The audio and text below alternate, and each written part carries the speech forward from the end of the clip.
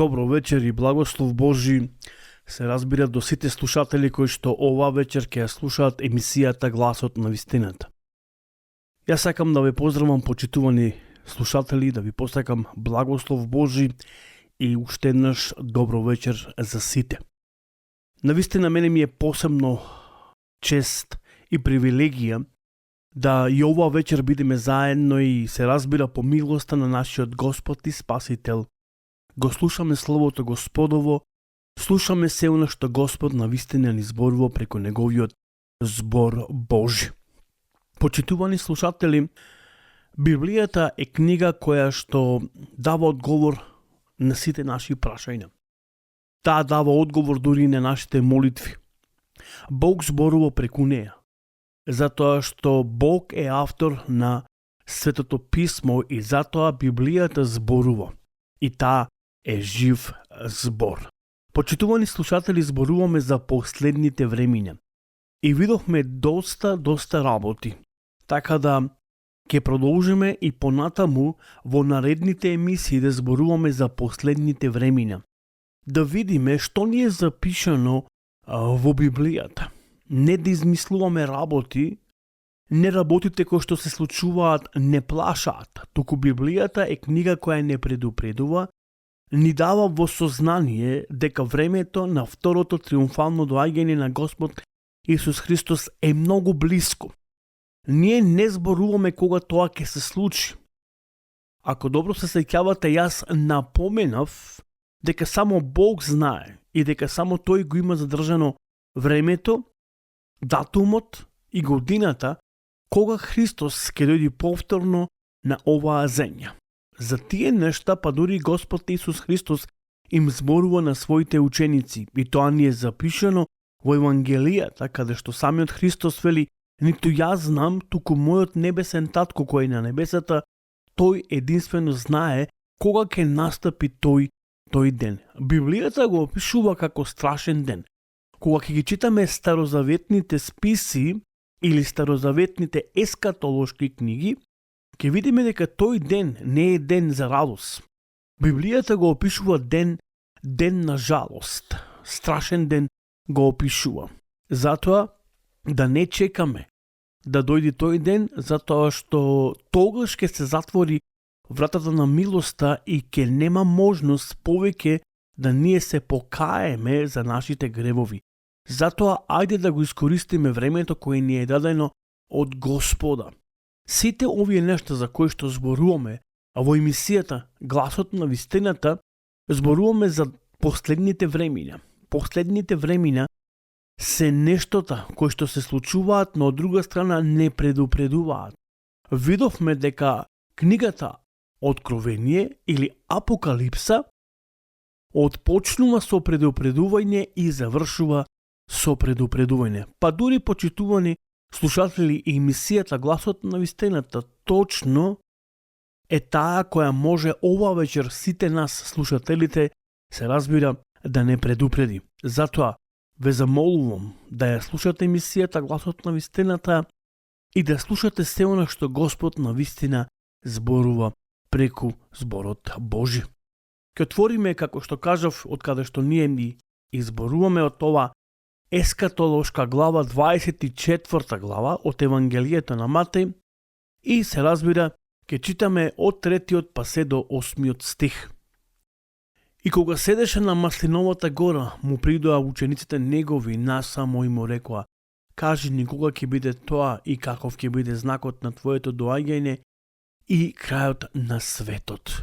Овие прашања му ги поставуваат учениците на Господ Исус Христос.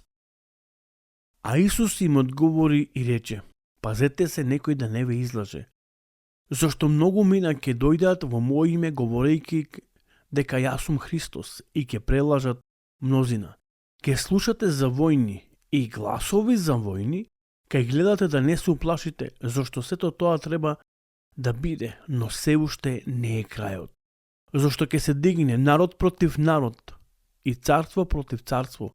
Наместа глад ќе има помор и потреси, а сето тоа е почеток на болките. Овие информации ги црпеме од Новиот Завет.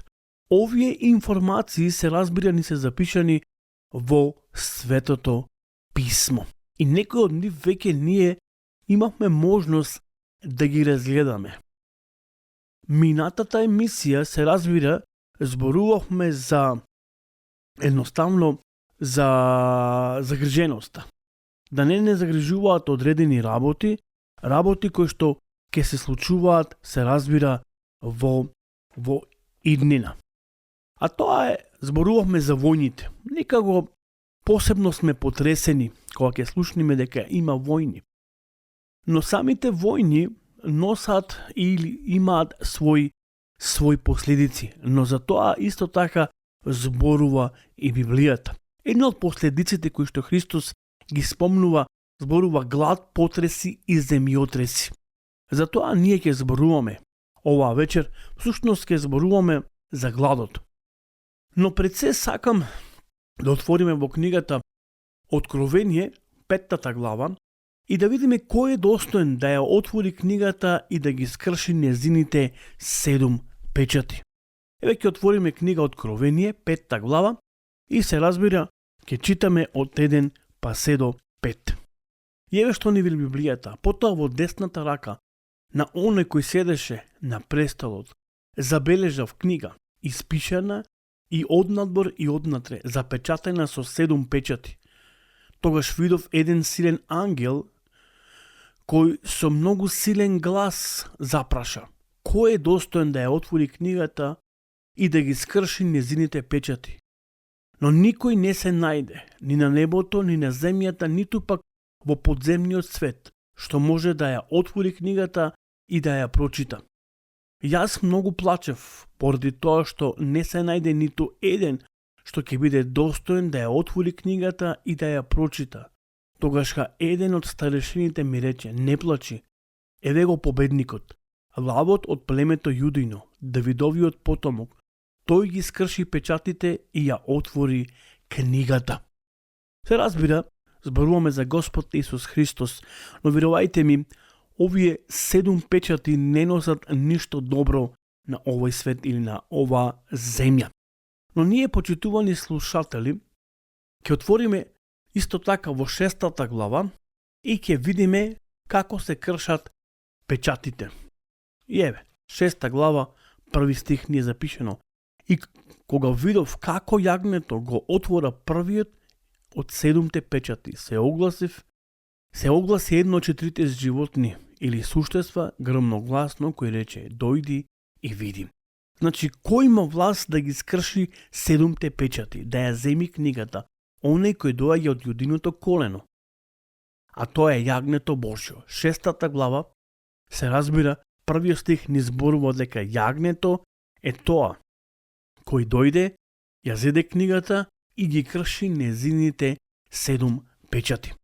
Почитувани слушатели, ние нема да зборуваме за 7 печати кои се запишани во 6 глава.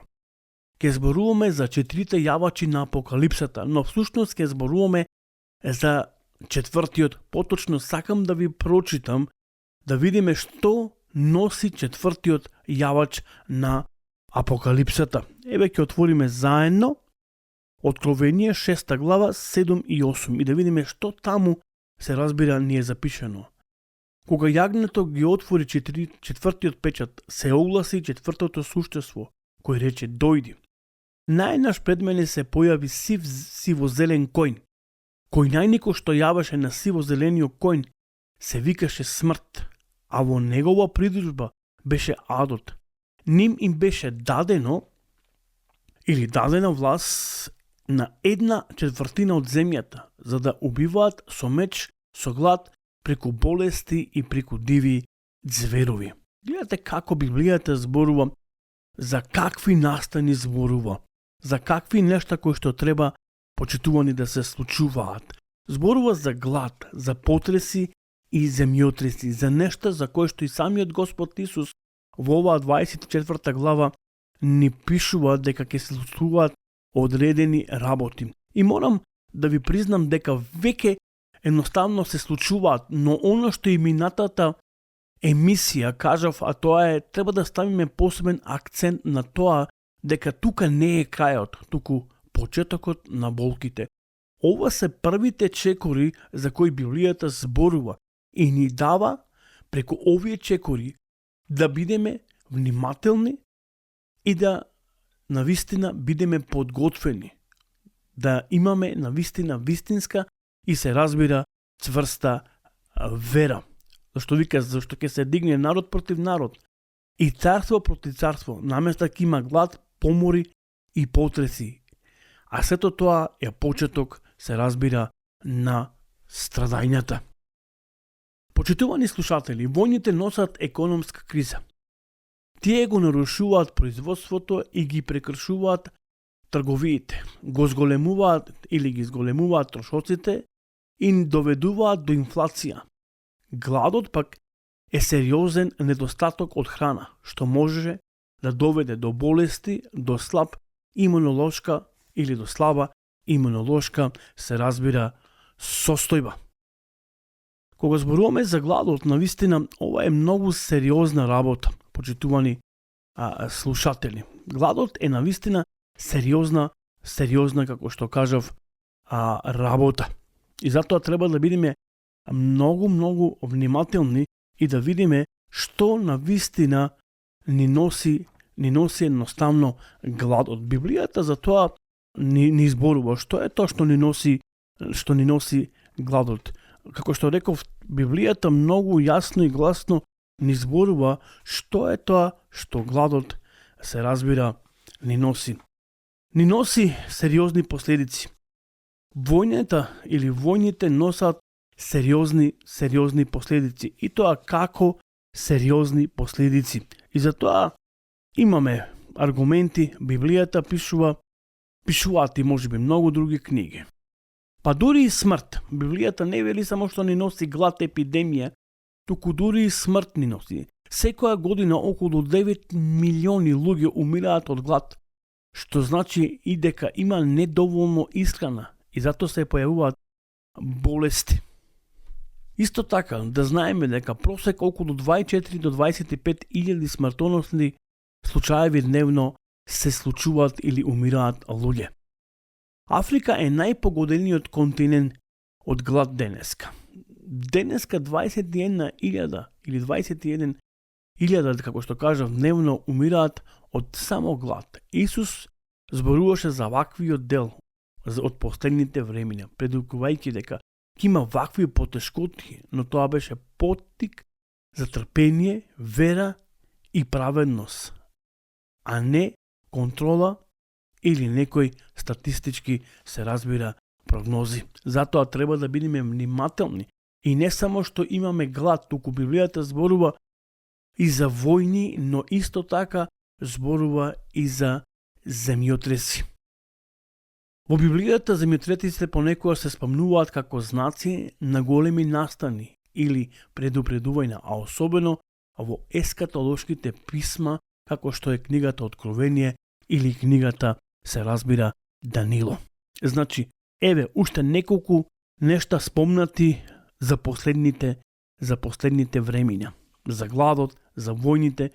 Значи, не е случајно она што денеска ни се случува. Тоа ни е запишано во Светото писмо и она што е запишано ќе треба да се исполни. Но сепак ние треба да бидеме трпеливи, издржливи, затоа што кој истрпи до крај, тој ќе биде и спасен, вели Библијата. Почитувани слушатели, имајте навистина пријатна вечер и Господ нека биде со сите вас. Се слушаме во наредната емисијата Гласот на вистината. Не заборавајте, токму зборуваме за ова интересно прашање, за овие настани кои што се случуваат и ќе се случуваат во иднина, последните времиња. Пријатна вечер и Господ со вас.